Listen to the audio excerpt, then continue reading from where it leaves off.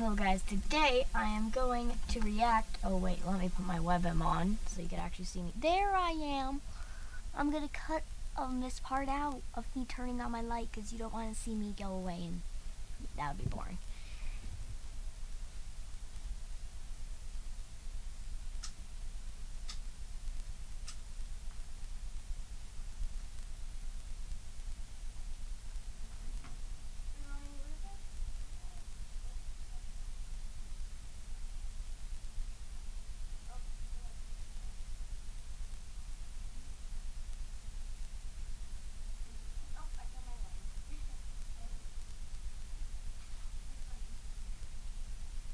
I'm gonna make a YouTube video real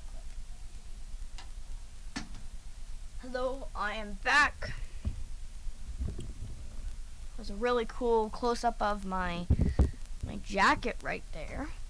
So we're gonna react to this new region somebody made, fan made. And if you want to check out this series, it's right there in the corner, and that makes it so you can also check out his channel. Pretty good channel.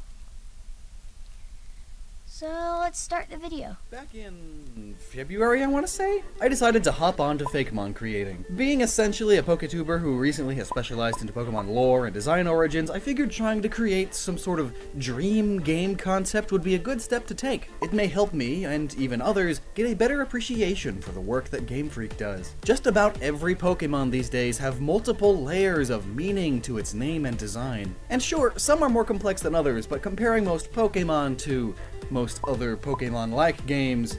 Yeah. Digimon is horrible. I could compare with that. It's clear to see who puts more effort into their design inspiration. As you'll see in my backlog of videos, I really nerd out when their concepts are just purely amazing. Orbeetle has one of the best design philosophies, or I hate Orbeetle. How could you like that thing? Okay, whatever. circular reasoning, I don't know what to call it, but it's good, okay? Anyway, I wanted to make a dream concept, so here's the beginning of a, 6-part video series where I'm just explaining all of my ideas. Not only for a new region filled with new Pokemon, but also several new regional variants and game mechanics, plot direction, and, of course, legendary lore. And, of course, what better place to start than with the starters? Let's go! Oh yeah, I should probably also mention, I am very bad at art. Like, graphic design, sure, video... Do you see the art compared to everything? Look at this compared to this. editing, sure. Photoshop, heck yes. But don't you dare ask me to draw anything, because these are the results you'll get. So I commissioned a load of Fakemon artists to help me out with this series. And credit where credit is due. While fundamentally the ideas and researched connections are mine, I worked with a lot of these designers' own ideas on how to make them look even better too. They really helped a lot. In the case of these starters, they are all the work of Oscar Belmont, at rgraywind on Twitter. He's also done a lot of work for Mr. Buddy, who coincidentally is also doing a region. Oh my god, this is so cute! Look how cute this is! Oh my god, I love this thing! It's so cute! It's so cute! Based on the Pacific Northwest right now. So the starters, they need to fit the region they are in at least a little bit, right? I think so. So to fully understand why they are the way they are, you gotta know the region. Welcome to the Kaskade region. Originally spelled with a K and then a C, but I just kept messing it up and adding a second K, so I decided, screw it, it has a second K now. It's based on Yep, second K, that's all you had to do. Just slap that K on. where I live, the Pacific Northwest. But rather than just literally the Pacific Northwest states, I decided to get a little more creative with it. See, I like when Pokemon regions are based on real places, but they take a lot of liberties with that place. The most recent region is the best example. Galar is based on Great Britain, but if you flipped all of its features upside down and it was basically just England, like England took over Scotland and Wales and moved all the cities around. So what I did with the Kaskade region was take Oregon and Washington, which are similar sized, and basically overlaid them on top of each other, and then mushed in some border elements, so like southernmost British Columbia, western Idaho, and northern California. But I'll get way more into the details in the region video. Here are your starters. Wampus. Oh my god, that is like the cutest thing I ever seen. Okay, these are the best designs, guys. I love it. It's so cute. Thurple. And Burb Oh my god, the snake looks so sad. He's so sad. Oh, the first bug type starter ever. Burb. It's so cute. Now, I would pick the grass starter though. pattern lovers among you will notice that they fit the theoretical idea that the starters of the same type have certain things in common, like the fire starters coming from something similar to the Chinese zodiac. Here's the snake. The grass starter being extinct megafauna. Here's a North American Ice Age camel. And the water starter being a weapon or warrior class. This one's more apparent in its evolutions. So let's start with Lampus. It's super cute and I love it. Yep, I agree. Yeah, I'm recording. Okay, good. I had to check. It's adorable. It's based on a camelops, which are the common ancestor between camels, llamas, and alpacas. Both alpacas and North American camels have some extremely fluffy fur, and camels are famous for their insane drought resistance, able to store extra water in their humps. So I wanted the plant that it's mixed with to have both of those properties, which pointed me directly to pampas grass. Look at how fluffy it is! While most common in the grasslands of South America, pampas grass and its relatives have made their way all the way up to Oregon as well. And would you look at that? Camel grass. A very close relative.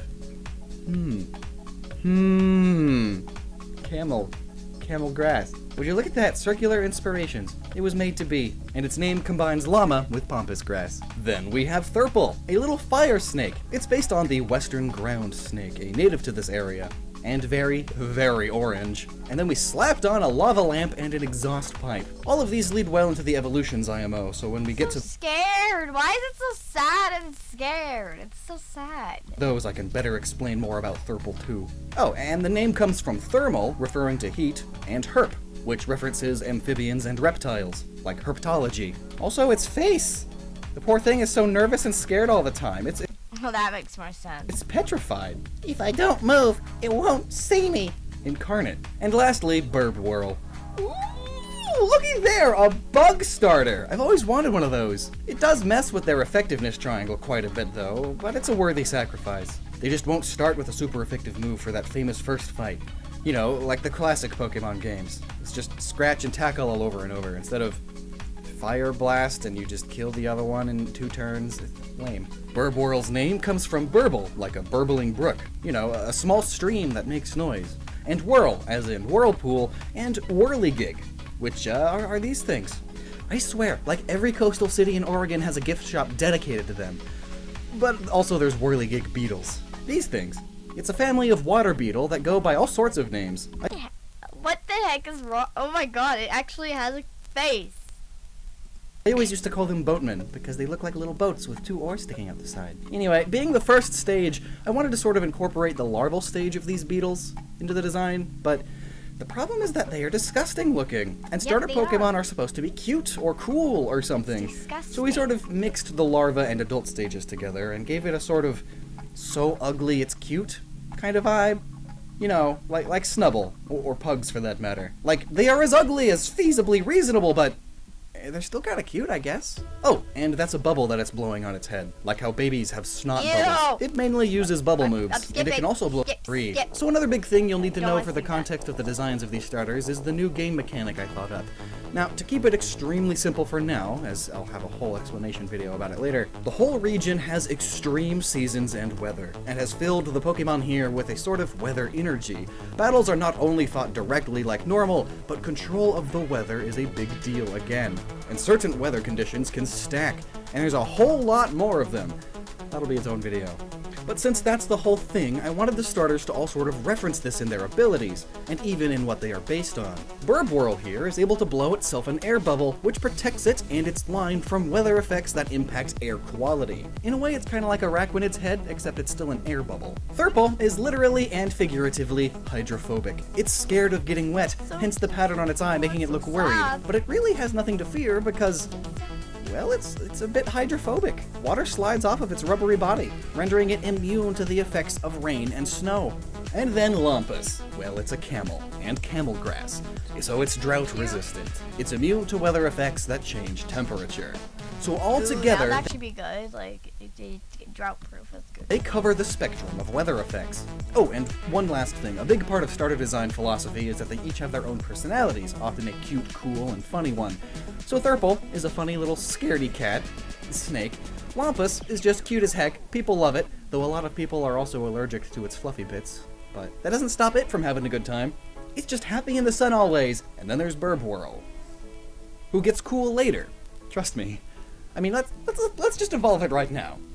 This is Spoutlaw. Spout, as in water spout, and, well, outlaw. A bad guy in the old Wild West. It's even got the hat and mustache. It's still based on the same beetle, but now it's the fully adult stage, which actually carry around bubbles like this for breathing when they dive. And some of them even have little mustaches. I love this guy already, but it gets even better. So take a look at the whirligig beetle again. See how its oar arms are posed like that? Remind you of anything? Anything related to the Wild West? Yeah. It's the cowboy duel pose, the pose that duelers take when they're about ready to draw their weapons real fast and shoot each other. And that's exactly what these water-filled bubbles on its hips are for. It will stand motionless, staring down its opponent, and then rapidly pinch at its water bubbles and form a water whip attack. Oh, so there's the weapon theming. Okay, so Inteleon took guns, so we did a whip instead. Cowboys used whips too, anyway. Spoutlaw are little ruffians. They plot heists with other Pokemon to steal large quantities of food at once, and it strokes its mustache and tilts down its hat all cool-like. But on the inside, it still feels a little bit guilty, which explains why— I don't love the design. It's not great. That's just my opinion. it's not dark type, as well as its evolution. But before that, let's evolve Thurple. This is Aspfault. I gotta say, Okay, I love it so far. I'm way proud of this name. An asp is a type of snake. A fault is a giant crack in the ground, which these guys make all the time while rapidly tunneling. Oh yeah, it's fire ground type now. And together, it sounds like asphalt, the material that roads are made out of. Both because roads are, well, on the ground, it's a type of ground, and because of the term like road it. snakes, That's actually which pretty is a cool. I colloquial love term it. for those lines you see on a But I've road never that's been seen patched up. They evolution fill that in great. cracks with sealant to prevent them from getting bigger, and to keep water out, because the sealant is hydrophobic. Oh, just like the Pokemon! Full circles again. This is so much fun. Also, all this connection to the road would explain the exhaust pipes too. Neat. Aspfault are no It's not longer scary afraid of the anymore. rain, but they do still spend a Yay, lot of not time having deep underground, absorbing geothermal heat. But when out of the ground, you can see some of their insides moving around like a lava lamp, which made them super popular a few generations ago. And with their exhaust pipe tails, they can propel themselves even faster through the ground. Now, moving on over, Lampus evolves into Danfluff, whose name comes from Oh my fluffy, God, that's dandruff, adorable! dander, and the name It's Dan, cute! because simple I names like like that those are hair funny. on its head. But also because apparently the name Dan means God is my judge, I or love positivity. it. I like the hair. Both of which on its work, head. I guess. So Danfluff here spreads animal dander, basically the thing that people are allergic to animals are actually allergic to most of the time. It spreads it all over the place in the form of dandruff that also acts like pollen. It's a person with allergies' worst nightmare, essentially. But like, it doesn't try That would make everyone sneeze. to bother nobody, man. It just wants to chill, relax in the sun and the grass. Let nature take its course, live life in the breeze. It doesn't judge. It sees everything and everyone in equal light. It loves to see balance in all things. Sort of referring to a stereotypical idea of what a lot of the people in this area are like, you know? Oh, and look, it's got a little hump now. How cute. And the tooth, nose, and hair are reminiscent of a cartoony caveman, because the main inspiration is the North American camel, which went extinct in the Ice Age. Now, are you ready to evolve one more time? So cute. I'm excited. I shared most of everything we've talked about so far on Twitter a no, while ago, but I saved no, these for this no. video. No! Life's full of no's. No chill. No Oh, bite. oh wow! It literally said that life is full of no's when I said no! That was so unintentional! It's like it was meant to be! Bike lane. No, Dad, it's not a phase. But at Alfalfalops! Here he is! Though incredibly dim-witted, Alfalfalops have learned to gain control of their pollen now. It was a Not the lot of best. work, I- but it was I worth like it. the- All it I wants like to the do is dandy see flaw. suffering end, you Get it know? back. You get enough of that already. Leave as little of a mark on the world as you can. Just relax. That's I like. Have some grass. The name pulls from Camelops again, that old llama Camelopaca. which in a way makes it an alpha, a proto, an early build, a precursor to all of those things, hence the alpha in the name. And then alfalfa is a type of grass that is commonly fed to animals, Can't wait such to as see domestic the llamas and snake. alpacas. What's it called The again? fluff on its neck and chest are sort of reminiscent of it. Its signature move, Fluff be so Buff, cool. raises its defenses and evasiveness and fills That would the be really cool for its evolution, like a snake starter. That would be cool. air with pollen, one of the new weather effects that I'll explain in the weather video. It's overall on the slower and lower attack side, because, you know, it's just chillin'. But it's also quite the tank, having high HP and defenses. Now, I mentioned that pampas grass is primarily found in South America, so we made the hump on this guy as shaped like This guy's like, hello. I'm gonna chill. Careful, my fang is big. the American pyramids, and the long leaves and ears on the back of its head are shaped like some Mayan and Aztec headpieces. But what are all these South American references doing in the Pacific Northwest? Well, as I'll explain in a later video, the lore, world building, and all that for the region revolves around a lot of migration and what we gain and lose due to it. But don't worry, it's not preachy trash. But a lot of new Pokemon immigrated to the region. Next up, Asphalt evolves Yes, into what I wanted. Tarmandoa. It's now a Whoa. western ground snake mixed with a rubber boa, which then literally Now adds an that's extra layer of cool. rubber on top of it. The name reflects this, That's as it so ends far with my boa. favorite And the rest of the one. name comes from tar, mend, which is what road snakes do, and tarmac, another type of road Wow, I think this is now my favorite fan-made starter. covering, like asphalt, which tends to be more resistant to scuffs and certain weather effects. Tarmandoa is incredibly fast both above and below the ground thanks to its propulsion system, and because of its heat, it forms lava tubes while digging. There are lava tubes all over this part of the world. They're neat, I've been in some. Its signature move, Thermal Vortex, has it spin its body towards the foe, creating a spinning and scorching blast of air that hits multiple enemies, and clears any weather conditions that are wet or cold. If there are none, it begins a drought. Overall, Tarmandoa is about its speed primarily. Its other stats are more or less equivalent. But with its evolution, its ability has been tweaked. Rather than simply being immune to rain and Wow, snow, that's it now cool. also I halves like the that damage its it takes white. from water-type attacks. Meaning technically water-type attacks are still super effective on it, but it's ×2 instead of ×4. I mean, that rubber on its back makes it waterproof from that angle. And lastly, my personal favorite of the bunch, Spoutlaw evolves into Vaquamail. I had a hard time That's cool. choosing between that name and Vaguamail. Which do you like better? Vaquamail? Vaguamail. Mail comes from Maelstrom, which is basically a giant oceanic whirlpool, because again, whirligig beetle, whirlpool, ha. And also, aqua is aquatic, and agua is Spanish for water, and vaquero is Spanish for cowboy. So when people think the Wild West, they don't usually think of the Pacific Northwest, but like, what do you think the Pacific Northwest was doing during that time period? Yeah, there were still cowboy stuff happening, they just had trees in the background. And seeing as this area was super close to Mexico before the Mexican-American War, and seeing that the Hispanic population here is sizable and still growing, I wanted to reference both in some way. So here's a whirligig vaquero, a lone wolf. That actually looks way better than the other design, in my opinion, guys. Tell me which starter you would like on your team. It could be the final evolution, the first evolution, or the middle stage. I don't care. But tell me in the comment section below which one you would pick. Wanderer, maybe even a sheriff. It always felt guilty pulling heists, but since it once lived as an outlaw, it now knows how they think, making them even better fighters for justice. Their water whip attacks are near unseen, and they It can does give me Inteleon vibes with the colors and how it acts. And it being a water type. These things also remind me of Inteleon. I'll show you Inteleon, guys.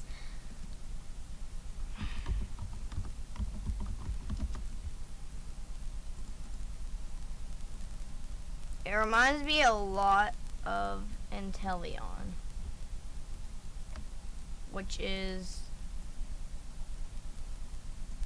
this Pokemon right here is the Pokemon it reminds me of, so just wanted to tell you that. even use that same water whip to form a lasso whirlpool to entrap their enemies. Which brings us to the signature move, Whirl Duel. It whips up a whirlpool, a maelstrom, and launches it at the enemy, which deals damage, traps them in a whirlpool for 3 to 5 turns, and starts a rainstorm. Whoa, I that's freaking love this mon! The hat, the pose, the cowl! Ooh! Vacuumale is a bit of a glass cannon, referencing those Wild West duels. like the It can deal cape a lot of slash damage with mask, its high whatever attack it's and special supposed to be. attack and high speed, but its HP and defenses aren't great. And in case you didn't notice, the three of them are all immune to their weakness's weather effect. You know what I like? I like the snake still the best. I keep forgetting the names, but I think this one looks really cool compared to these two. I'm sorry, but this one's the best. Alfalfalops fills the air with pollen, but Vacuumale is immune to air quality changes. Vacuumale causes rain, but Tarmandoa is just immune to rain. And Tarmandoa causes droughts, but Alfalfalops is immune to temperature-related weather. So that's cool. Technically, overall though, the type triangle is still not perfect. The bug on Vacuumale makes fire balance out on it and gives it an advantage over Alfalfalops, but it's not like the official triangles are all perfect, you know? Also, as a set, the evolutions all have some theming in and of themselves. For example, Vacuumale, Spoutlaw, and Burbwhirl. The good, the bad, and the ugly. The classic Western movie turned saying or trope. We have the hero, an outlaw, and an ugly baby. Thurple, Asphalt, and Tarmandoa, it's stop, drop, and roll. You know, the fire safety thing. Oh, no, not Smokey the- Bear is an not the American icon. scaredy, no, Thurple not gets the scared and freezes in its track. snake. No! Get it away! I don't want that. It's so sad. Asphalt drops deep underground, and Tarmandoa is a constrictor whose signature move has it roll around, forming a vortex of heat. And then, honestly, the weakest of the three, Lumpus, Danfluff, and Alfalfalops are the three types of triangles. Because pyramids. Triangles. Yeah? Alfalfalops is obtuse, because it's dumb. The other definition of obtuse. Danfluff is pretty chill and sees everything and everyone equally. It's an equilateral triangle. And Lumpus is acute. Because it's cute. It's really dumb, but that's what we came up with. So, I'd like to know what you think. Given the choice, which of these three would you pick as your starter? That's exactly what I said. Or would you just take one because you have to and then box it once you can because no Pokemon since the generation you played when you were 12 has been good? Let me know down in the comments. These took a lot of work, not just on the artist's parts, but also in coming up with everything. It takes a surprising amount of research trying to fit all these pieces together well enough. So big props to Game Freak and the Pokemon Company who have to consider all of this and even more, like global cultural acceptance, marketability, and how they would utilize their budget when animating them in the anime and what they sound like, etc. They have a big job, and I've definitely got more respect for it now. But we ain't anywhere near done. I've got a region full of ideas, several new Pokemon, new regional variants, legendary lore, and so much more. So many awesome ideas to explain. I'll have a link to a playlist here when that happens, and I hope to... Well, guys, I hope you enjoyed the video. And that was actually a pretty cool video. I actually liked it. And guys, if you want to see my previous videos, go right here. But before you go to my previous video, I just wanted to tell you one thing. If you subscribe and click the notification bell, like this video, comment something nice, you'll become Magical. And if you don't become Magical or do any of those stuff, I will take all your candy, break into your house and eat all your candy because I ran out of Halloween candy. So,